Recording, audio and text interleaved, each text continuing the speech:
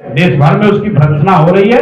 हम लोग भी उसको निंदनीय मानते हैं, कहते हैं बिल्कुल गलत है। निहत्थे आदमी को आप मारिएगा और ये दिखाता है कि आतंक और आतंकवादी ये सिर्फ राजनीतिक नारों से इनका खात्मा होने वाला नहीं है। पिछले 2-3 वर्षों से देश में एक माहौल बन रहा था, कुछ बनाने की कोशिश भी की गई थी कि भाई आतंकवादी यहाँ बिल्कुल खत्म हो गए, आतंक खत्म हो गया।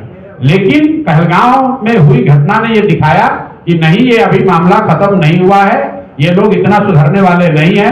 और खासकर जिस तरह की व्यवस्था पाकिस्तान में है, वहां पर कहीं ना कहीं वहां से खुराफात होता ही रहेगा। इनको समुचित जवाब मिलना चाहिए। अब जवाब देने का तरीका क्या होगा, उसके लिए हम लोग की सरकार है, देश की जनता सरकार के साथ, पक्ष विपक्ष सबके साथ खड़ा है। इस पर कोई बहुत टिप्पणी ये भैया पूरे बिहार में सरेआम चर्चा है। ये प्रशांत किशोर को कहने की जरूरत नहीं है। बिहार में गांव गांव में भ्रष्टाचार है, जमीन के सर्वे में पैसा लिया गया। अब हम ये चर्चा आम है। अब पत्रकार होने के नाते आप खड़ा होकर कहिए कि भैया बिहार में भ्रष्टाचार है, लोग शिकायत कर रहे हैं, तो कोई आप पर मानहानि का मुकदमा कर दे। अरे भाई, ये चर्चा आम है और आप पत्रकार हैं, आपको हमसे बेहतर पता है ना। ये हमको मानहानि और मुकदमा और FIR से डराने वाला यहाँ कोई अभी पैदा हुआ नहीं है। जिनका आप नाम ले रहे हैं, जितनी बार चाहे उतनी बार मानहानि कर दे, जाके FIR कर ले। ये लोग सरकार में बैठे हुए, आपको प्रशांत किशोर किससे डरने वाला दिखता है? हम कोई बालू माफिया हैं? हम शराब का धंधा करते हैं, किसी सरकारी पद पर हैं, डंके की चोट पर 3 बरस से बिहार में अभियान चला रहे हैं और आपके सामने अभी आए हैं। देख लीजिए, एक हवलदार भी हमारे साथ नहीं है। जिस बिहार में मुखिया बनने के बाद लोग 4 गो गनमैन लेकर घूमता है सुरक्षा के नाम पर, उसी बिहार में 3 बरस से पैदल चल रहे हैं और आज तक एक सिपाही भी नहीं लिया हमने और हमको एक कुत्ता भी नहीं काटा।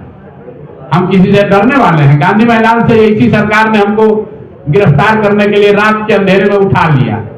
20 थाने के लोग मिलकर हमको अरेस्ट करने गए, कोर्ट में लेकर गया। क्या हुआ? उसी दिन डर के मारे छोड़ भी दिया। जब हमने गलती नहीं की है, कोई बिहार में खड़ा होकर नहीं कह सकता है कि प्रशांत किशोर ने 1 रुपया भी किसी से लिया हो।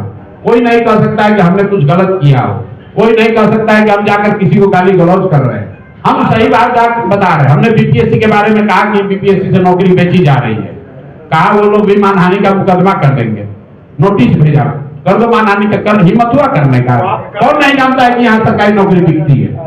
ये कहने पर मानहानि का मुकदमा होने लगे तो जितने पत्रकार आप लोग हैं सब पर मानहानि का मुकदमा हो जाएगा। अक्टूबर 2023 में आया, 7 नवंबर 2023 को विधानसभा के पटल पर रखा गया। 24 नवंबर 2023 को नीतीश बाबू ने घोषणा की कि जातीय जनगणना के आधार पर करीब 94 लाख परिवार, जिनको पिछले 25-30 साल में विकास की यात्रा में जो लोग छूट गए हैं, उन परिवारों को 2 लाख रुपए प्रति परिवार के दर से मदद दी जाएगी।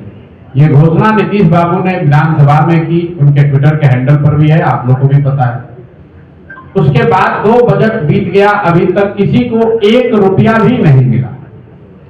उस पर सरकार ने कोई चर्चा नहीं की। कई बार जब हम लोग बिहार में घूमते हैं, लोग कहते हैं कि नालंदा में बहुत काम हुआ, तो इसलिए मैंने तय किया कि भाई जो 2 लाख रुपया उनको प्रति परिवार देना है, कल्याण बिहार नीतीश, नालंदा भी नहीं, कल्याण बिहार नीतीश बाबू के गांव चलकर देखें कि क्या किसी को 2 लाख रुपया मिला है कि नहीं। तो 11 मई को मैं आऊंगा और कल्याण बिहार से इसकी शुरुआत करूंगा।